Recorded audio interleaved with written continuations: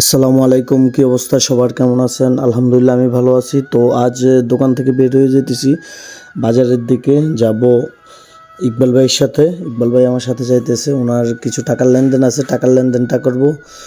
তো বের হয়েছি, হঠাৎ করে চোখের সামনে পড়লো জয় আর ভাবি, জয়ের ওয়াইফ। তো আমরা চলে যাইতেছি বাজারের দিকে, বাজারে যাব। সবচেয়ে বড় কথা হলো বড়রা বাজারে যাইতে চাইতেছি না, বাজার অনেক কন্টিনিউ জ্যাম থাকে, জ্যামের কারণে ভালো লাগে না। তো আমরা একটা বাইর রোডে যাব, যারা কিনা বড়ুড়া থেকে অন্য শাকপুর আড্ডা ওইদিকে যাইতে চান তাইলে অবশ্যই এই রোডটা ব্যবহার করতে পারেন, যেহেতু বাজারের মধ্যে একটু জ্যাম থাকে।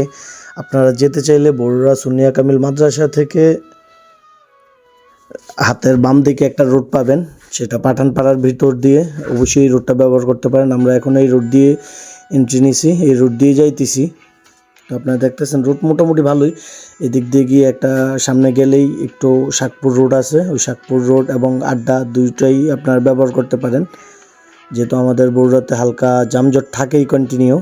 আমরাও যাইতেছি, সামনে দেখলাম যে একটা বিয়ের গেট, জানি না কার বিয়ে, দাওয়াত তো কেউই দিল না, তারপরও দেখলাম চলে যাইতেছি। পাঠানপাড়ার ভিতর দিয়ে রুটটা চাইলে সবাই ব্যবহার করতে পারেন বাই রোড হিসেবে।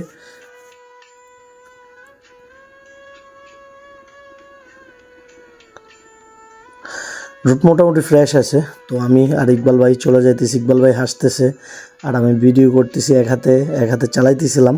তো ইকবাল ভাই বলতেছে যে না, আমি ভিডিও করি, তুই চালা সুন্দর মতো করে। তো আমরা যাব বড়রা পুরান মাদ্রাসা মার্কেট, এখানে একটা লোকের সাথে আমরা টাকার লেনদেন করব, অবশ্যই সময় লাগবে না, এখানে চলে যাব।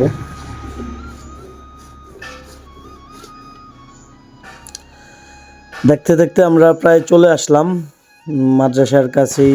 এটা হলো আগের গরুবাজার ছিল, গরুবাজার, এখানে এটা হলো মাদ্রাসা, বড় মাদ্রাসা বলা হয়, পুরাতন মাদ্রাসা।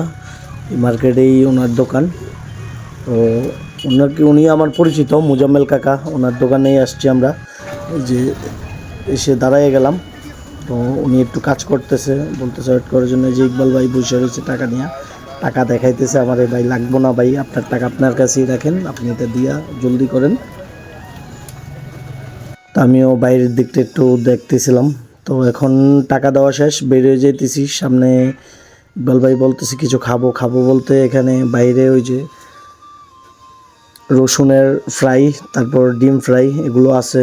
তো ইকবাল ভাই বললো যে উনি ডিম ফ্রাই খাবে, আমি বললাম যে রসুন ফ্রাই করা আছে, এগুলা খাবো। মোটামুটি ভালোই লাগলো, ফুল বাইরের খাবার একটু ভালোই লাগে সব সময়। এটা খেয়ে আমরা বেরিয়ে যেতেছি। এখন আর পাঠানপাড়ার ভিতর দিয়ে যাব না, আমরা এখন বাজার দিয়ে যাব, দেখবো যে আজকে কতটুক জাম আছে, আর আপনাদেরকেও দেখাবো বড়রা বাজার কতক্ষণ জাম থাকে। তবে আমার এই ভিডিওটা যদি বড়রার কারো ওরকম লেভেলের সামনে যদি পড়ে, তাহলে অবশ্যই আমি তাদেরকে দৃষ্টি আকর্ষণ বলবো, আপনারা এই যানজট নিরসনের জন্য একটু ট্রাই করেন, চেষ্টা করেন, অবশ্যই সম্ভব। কিভাবে এটা যানজট নিরসন করা যায় তা আপনারা দেখেন। এই যানজটের কারণে বাহিরের যেই লোকগুলো আসার, তারা অবশ্যই মুখ ফিরিয়ে নিতেছে আমাদের বড়রা থেকে। এই জামটা আমাদের সকাল 8টা থেকে রাত্র 10টা 11টা পর্যন্ত থেকে যায়। তার বাইরে আবার রাস্তার পাশে ফুটপাতে ওই আম বিক্রি করতেছে, বিভিন্ন ধরনের গাড়ি রাইখা দেয়, এই জামটা কন্টিনিউ। এটা আসলে খুবই দুঃখজনক যে আমাদের বড়ুড়ার লোকের জন্য এই জামটা আমরা এখনও নিরসন করা সম্ভব হয় নাই। তো আশা করব যারা উপর মহলে যারা আছেন, যারা সিনিয়র ব্যক্তি আছেন, তারা অবশ্যই এই জিনিসটা একটু এই জিনিসটার দিকে তাকাবেন, যে আসলে এটা খুবই আমাদের জন্য সমস্যা, দৈনিকের ভোগান্তি। একটা মানুষ যখন বড়ুড়া পূর্ব বাজার থেকে বড় পশ্চিম বাজার যাবে, সে মিনিমাম 1 ঘন্টা হাতে নিয়ে বাজার ক্রস করতে হয়, যা কিনা 5 মিনিটের বিষয় বড়ুড়া পূর্ব বাজার থেকে পশ্চিম বাজার যাওয়ার জন্য। তো আমিও আস্তে আস্তে ট্রাই করতেছি। আর আরেকটা কথা কি বলবো, বড়ুড়ার ভোগান্তির আরেক নাম এলাকার বাস বলাকা।